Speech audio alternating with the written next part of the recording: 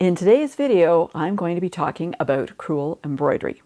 Hi, I'm Kim Jamieson-Hirst of Chatterbox Quilts, and today we're taking a look at this handy pocket guide called Crewel Embroidery by Joe Avery, and it's published by C&T Publishing, so thanks so much to C&T Publishing for sending me this book to share with you.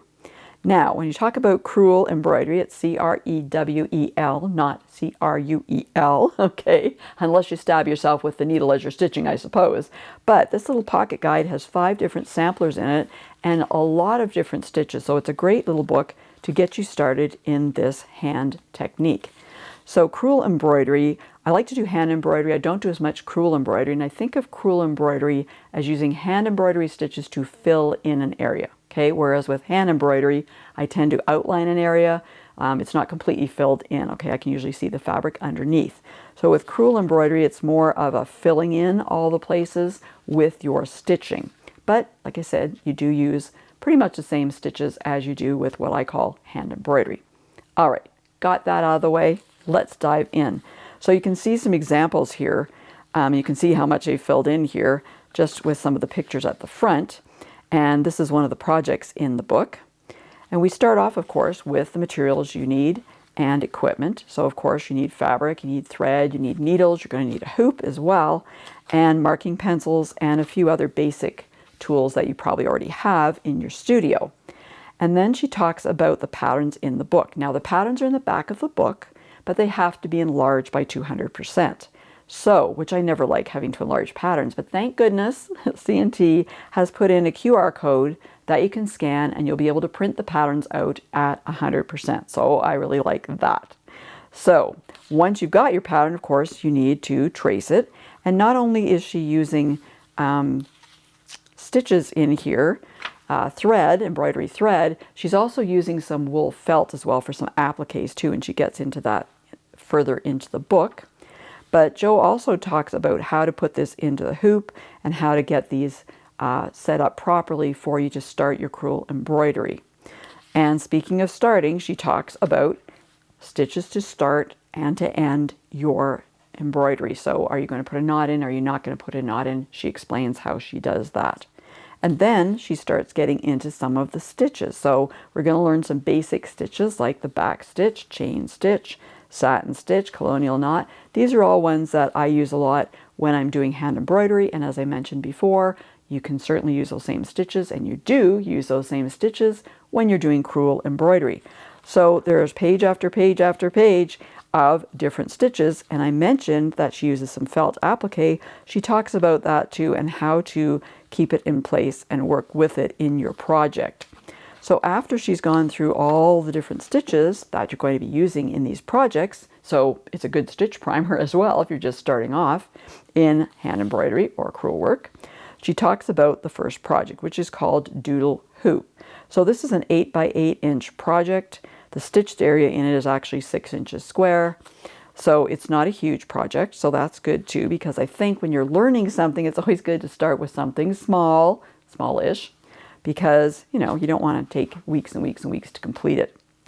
And for each of the projects, she will talk about the materials and what size to cut out your fabric, because that's going to be your foundation.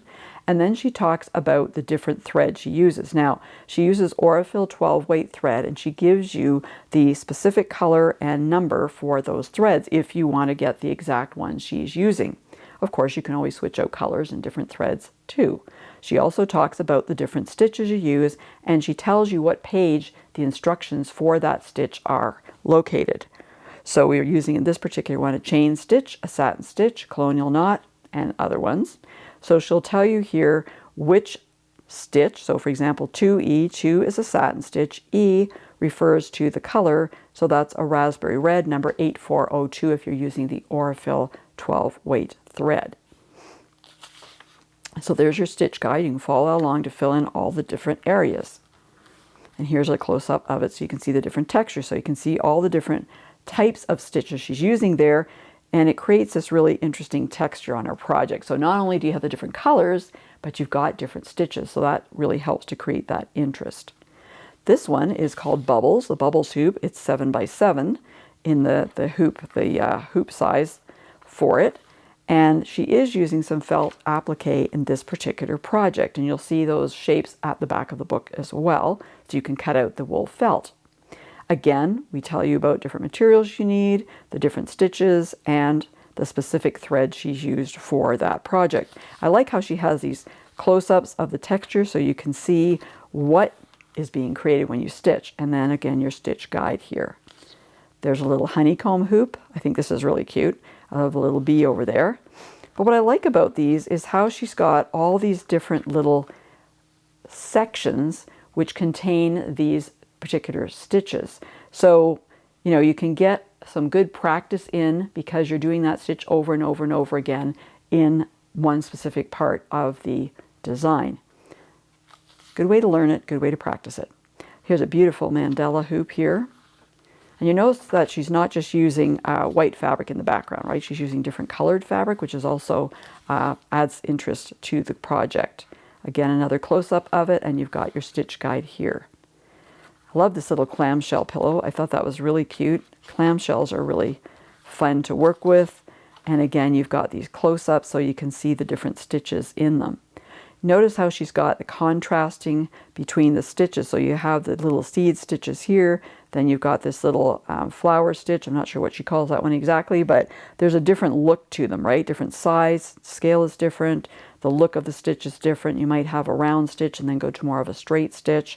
Also, that contrast is very effective in these projects and almost essential to create the look, an effective look, right?